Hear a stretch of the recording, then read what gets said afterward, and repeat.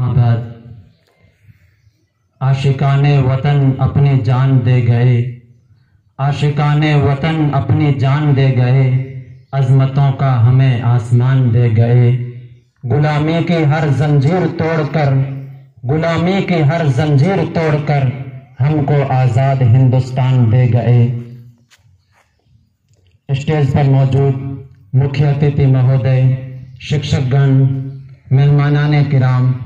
اور سامنے بیٹھے ہوئے میرے عزیز طلبہ، آج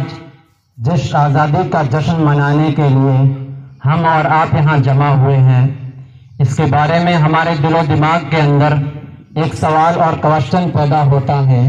کہ آخر یہ آزادی کیا ہے؟ اس آزادی کا پس منظر کیا ہے؟ ہمارا دیش کب اور کیسے غلام بنا اور پھر کس طریقے سے ہمارے پرکھوں نے قربانیاں دے کر کے اس دیش کو آزاد کروایا اور اسے سوتنترتا دلوائی۔ سامعین محترم، میں آپ کے سامنے آج کے پروگرام میں اسی پر چند منٹ بولنا چاہتا ہوں۔ دیکھیے، ہندوستانی اتہاس کا مطالعہ کرنے کے بعد ہمیں معلوم ہوگا کہ رام، گوتم، نانک اور چشتی کی اس پاک پوتر دھرتی پر ہم برسوں سے آباد تھے۔ ہماری تہذیب، ہماری سنسکرتی، ہمارے مندر، مسجد اور گرجا گھر آباد تھے۔ مہان بھارت کی ایکتا اور اکھنڈتا اور دیش واسیوں کا آپسی پیار اور بھائی چارہ دنیا کے لیے نمونہ تھا۔ ہمارا دیش سونے کی چڑیا کہلاتا تھا، گویا ہندوستان جنت تھا اور ہندوستانی جنتی زندگی گزار رہے تھے۔ لیکن کہاوت مشہور ہے کہ اچھی اور خوبصورت چیزوں کو جلدی نظر لگ جایا کرتی ہے۔ چنانچہ یہی ہوا کہ سن 1498 کے اندر انگریزوں کا نمائندہ واسکو ڈی گاما گوا کے راستے سے ہندوستان آتا ہے اور پھر اس کے بعد یکے بعد دیگرے انگریزوں کی ٹولیاں ہندوستان کا رخ کرنے لگتی ہیں اور وہ یہاں آ کر کے یہاں کی سرزمین کو اپنے لیے ہموار کرنا شروع کر دیتے ہیں۔ چند سالوں کے بعد جب ان کے پیر یہاں جم جاتے ہیں تو وہ اپنی شاطرانہ چال بازیوں، سازشوں کے ذریعے یہاں کی حکومت میں دخل اندازی شروع کر دیتے ہیں اور پھر وہ دھیرے دھیرے یہاں کے علاقوں پر بھی اپنا قبضہ جمانا شروع کر دیتے ہیں۔ حضرات دیکھیے، یہ حقیقت ہے کہ ہندوستان کے اندر انگریز اپنی طاقت کے بل بوتے پر کبھی قدم نہیں جما پایا، بلکہ انہوں نے جو ہندوستان پر قبضہ کیا ہے وہ سازشوں، اپنی چال بازیوں سے اور جاسوسی کے بہتر نظام کے ذریعے کیا ہے۔ آپ معائنہ کیجئے، ہندوستان کے اندر انگریزوں کی آمد سے لے کر کے سن 1947 تک انگریزوں کی پوری تاریخ سازش، جاسوسی، پھوٹ ڈالو اور حکومت کرو کی طویل داستان ہے۔ بہرحال جب انگریزوں نے اس ملک کے اندر اپنے قدم جما دیے اور وہ اپنی فطرت کے مطابق ہندوستانیوں پر ظلم کرنے لگے، لوٹ مار، حسود کا بازار گرم کرنے لگے، تو اس وقت سب سے پہلے جنہوں نے انگریزوں کے خلاف آزادی کا اعلان، انگریزوں کے خلاف جنگ کا اعلان کیا تھا، وہ نواب سراج الدولہ کے نانا علی وردی خان تھے کہ جنہوں نے 1754 کے اندر انگریزوں سے سخت مقابلہ کیا۔ اس کے بعد میں نواب سراج الدولہ نے 1757 کے اندر انگریزوں سے جنگیں لڑی۔ بزرگوں، نواب سراج الدولہ کے بعد غازیوں کی اس فہرست میں وہ شخص آیا کہ جسے انگریز ہندوستان کے اندر اپنے لیے سب سے بڑا خطرہ سمجھتے تھے اور وہ انگریزوں کے لیے ہندوستان کے اندر سب سے بڑی چٹان تھی۔ وہ کون ہے؟ وہ ہے میسور کے والی حیدر علی اور ان کے بیٹے شہید ٹیپو سلطان رحمت اللہ علیہ۔ چنانچہ حیدر علی نے اور اس کے بعد ٹیپو سلطان نے مسلسل 30 سال تک انگریزوں سے مقابلہ کیا اور اپنے وطن عزیز کا دفاع کرتے رہے، لیکن آخر میں اپنوں کی غداری کی وجہ سے ہندوستان کا یہ عظیم شیر 1799 کے اندر سرنگا پٹنم کی لڑائی کے اندر لڑتے ہوئے شہید ہو گیا اور اس وقت میں انگریز گورنر جنرل ہارس نے جب ٹیپو سلطان شہید ہو گئے تو ان کی لاش کے اوپر کھڑے ہو کر کے بڑے فخر کے ساتھ یہ جملہ کہا تھا کہ اب سے ہندوستان ہمارا ہے، اب کوئی طاقت نہیں ہے جو ہمارا مقابلہ کر سکے۔ بزرگوں، شہید ٹیپو سلطان کے بعد آزادی کی یہ تحریک چلتی رہی، پروان چڑھتی رہی، بہت سے نوابوں نے اور راجاؤں نے اس تحریک کو آگے بڑھایا کہ پھر وہ دور 1857 کا آیا وہ المناک دور کہ جس کے اندر پورے ہندوستانیوں نے انگریزوں کے خلاف حملہ بولا، پورے ملک کے اندر آزادی کے شعلے بھڑک اٹھے، جگہ جگہ ہندوستانیوں نے انگریزوں کا مقابلہ کیا اور اپنے وطن عزیز کے لیے اپنی جانوں کا نذرانہ پیش کیا۔ بزرگوں، انگریزوں نے اس تحریک کو کچلنے کے لیے بے درے خون بہایا، لاکھوں ہندوستانیوں کو قتل کر دیا گیا، سولی پر چڑھا دیا گیا، جیل کی کوٹھریاں بھر دی گئی، لیکن ہندوستانی جو اپنی وطن کے لیے لڑ رہے تھے وہ کہاں رکنے والے تھے۔ انگریزوں نے تو ایسی ایسی داستانیں رقم کی ہے کہ جن کو لکھتے ہوئے قلم کانپ جاتے ہیں، زبانیں بیان کرتے ہوئے تھر تھرا اٹھتی ہیں۔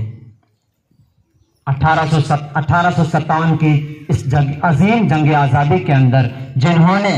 نمایاں کردار ادا کیا، ان میں بہادر شاہ ظفر، مراٹھا سردار نانا صاحب، مولانا احمد اللہ شاہ فیض آبادی، مولانا فضل حق خیر آبادی، منگل پانڈے اور اس کے علاوہ بہت سے ہیں کہ جنہوں نے اس آزادی کے اندر اپنا حصہ لیا اور اپنے دیش کے لیے قربانی دی۔ جب دہلی فتح ہو جاتی ہے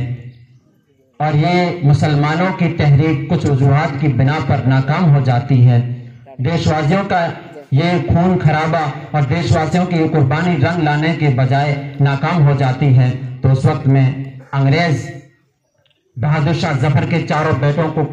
گرفتار کر کے انہیں قتل کر دیتے ہیں اور ان کا سر کاٹ کر کے ایک تھال کے اندر رکھ کر کے بہادر شاہ ظفر کے سامنے لے جاتے ہیں۔ بزرگوں، یہ بوڑھا باپ اس وقت رونے اور سسکیاں بھرنے کے بجائے وہ جواب دیتا ہے جو ان کی وطن دوستی اور آزادی کے تئیں ان کے جذبے کو واضح کرتی ہے۔ بہادر شاہ ظفر جب تھال کے اندر اپنے بیٹوں کے سروں کو دیکھتے ہیں تو مسکرا کر کے یوں گویا ہوتے ہیں کہ الحمدللہ الحمدللہ، تیمور کی اولادیں اسی طریقے سے سرخرو ہو کر کے اپنے باپ کے سامنے آیا کرتی ہیں۔ بزرگوں، اس کے بعد میں بہادر شاہ ظفر کو گرفتار کر کے رنگون جلا وطن کر دیا جاتا ہے۔ جب بہادر شاہ ظفر کو رنگون لے جایا جا رہا ہوتا ہے، تب ایک آفیسر بہادر شاہ ظفر کو چڑھاتے ہوئے کہتا ہے کہ ظفر، دمدمے میں دم نہیں اب خیر مانگو جان کی، دمدمے میں دم نہیں اب خیر مانگو جان کی، اے ظفر اب ٹھنڈی ہوئی شمشیر ہندوستان کی۔ تب بہادر شاہ ظفر انگریز کو للکارتے ہوئے جواب دیتے ہیں کہ جب تک غازیوں میں بو رہے گی جب تلک ایمان کی، غازیوں میں بو رہے گی جب تلک ایمان کی، تختہ لندن تک چلے گی پیگ ہندوستان کی۔ بزرگوں، 1857 کی اس عظیم جنگ آزادی کے بعد میں یہ تحریک بڑھتی رہی، پروان چڑھتی رہی، ابھرتی رہی، یہاں تک کہ سن 1947 آتے آتے اس تحریک کے اندر زبردست قسم کا بھونچال آیا۔ ہندوستانیوں نے اس پردیسی ظالم اور جابر قوم کو اپنے ملک سے نکالنے کے لیے کتنی ہی قربانیاں دی، طرح طرح کی اسکیمیں لڑائی، طرح طرح کے آندولن چڑھائے گئے، جیسے بھارت چھوڑو آندولن، ستیا گرہ، خلافت آندولن، سہیوگ آندولن، انقلاب زندہ باد، جے ہند، اس طرح کے پتہ نہیں کتنے آندولن چلائے گئے۔ اور میرے بزرگوں، یہ تو وہ کوششیں ہیں کہ جو ہندوستان کے اندر رہ کر کے کی گئی تھی۔ آزادی کے بعد جدوجہد ایسی بھی ہے جو ہندوستان سے باہر رہ کر کے کی گئی تھی کہ مضبوط ہو کر کے باہر سے حملہ کیا جائے اور ہندوستانوں کو، انگریزوں کو یہاں سے باہر نکالا جائے، جیسے کہ آزاد ہند فوج کہ جس کا گٹھن نیتا جی سبھاش چندر بوس نے جاپان کی مدد سے برما کے اندر کیا تھا، اور اسی طریقے سے آزاد ہند فوج کہ جس کی بنیاد مولانا برکت اللہ بھوپالی، راجہ پرتاپ سنگھ، مولانا عبید اللہ سندھی نے افغانستان کے اندر رکھی تھی۔ حضرات گرامی، اس کے علاوہ ایک ایسی تحریک بھی ہے کہ جس کو شاید مذہبی عصبیت کی بنیاد پر بھلا دیا گیا ہے اور اتہاس کے اندر کوئی جگہ نہیں دی گئی ہے، لیکن بزرگوں، وہ تحریک اتنی بڑی تحریک تھی کہ جب وہ منظر عام پر آئی تو انگریزوں کی نیندیں حرام ہو گئی۔ وہ ہے ریشمی رومال کی تحریک کہ جس کو شیخ الہند مولانا محمود الحسن دیوبندی، مولانا عبید اللہ سندھی اور مولانا حسین احمد مدنی نے ترتیب دیا تھا۔ اس تحریک کا مقصد یہ تھا کہ ہندوستان کے اندر عوام کو بغاوت کے لیے تیار کیا جائے اور پھر باہر سے ترکی، ایران اور افغانستان سے مدد لے کر کے باہر سے حملہ کیا جائے، اس طرح کہ اچانک اندر بغاوت پھوٹ پڑے اور باہر سے حملہ کر دیا جائے، کہ اچانک اندر بغاوت پھوٹ پڑے اور باہر سے حملہ کر دیا جائے کہ جس کے نتیجے میں انگریز کشمکش کا شکار ہو کر کے یہاں سے بھاگ کھڑے ہو۔ اس منصوبے کو عملی جامہ پہنانے کے لیے اس تحریک کے یودھاؤں نے بڑی بڑی قربانیاں دی اور رات دن ایک کر کے محنتیں کی، کوششیں کی، لیکن عین اس وقت کہ جب پھل پک چکا تھا اور توڑنے کا وقت آ گیا تھا کہ اس تحریک کا راز فاش ہو گیا اور یہ تحریک ناکام ہو گئی۔ بزرگوں، یہ ہے ہماری قربانیاں۔ آج ہماری قربانیوں کو نظر انداز کر کے ہم پہ یہ الزام لگایا جاتا ہے کہ آپ نے کچھ نہیں کیا، لیکن یاد رکھیے شاعر کہتا ہے ہر پھول ہمارا ہے، ہر خار ہمارا ہے، ہر پھول ہمارا ہے، ہر خار ہمارا ہے، ہم نے ابھی لہو دے کر کے وطن سنوارا ہے۔ الغرض آزادی کی ان جنگوں کے اندر اور ان کوششوں کے اندر عموماً سارے ہندوستانیوں نے حصہ لیا، لیکن جنہوں نے عظیم اور قائدانہ کردار عطا کیا ان کے اندر مہاتما گاندھی، مولانا ابوالکلام آزاد، مولانا حسرت موہانی، چندر شیخر آزاد، شہید بھگت سنگھ اور شہید اشفاق اللہ خان وغیرہ شامل تھے۔ بزرگوں، آپ کی دلچسپی کے لیے میں شہید اشفاق اللہ خان کا وہ شعر آپ کو سنا دیتا ہوں جو انہوں نے تختہ اقدار کے اوپر کہا تھا کہ جب انگریز نے انہیں گرفتار کر دیا اور انہیں پھانسی کا حکم نامہ سنا دیا اور وہ انہیں لے کر کے پھانسی کے پھندے پر گئے تو انگریز نے پوچھا اشفاق اللہ تمہاری آخری خواہش کیا ہے؟ میرے بزرگوں، اشفاق اللہ خان مسکرا گئے اور یہ کہنے لگے کہ کچھ آرزو نہیں ہے، آرزو تو یہ ہے، کچھ آرزو نہیں ہے، آرزو تو یہ ہے، رکھ دے کوئی ذرا سی خاک وطن کفن میں،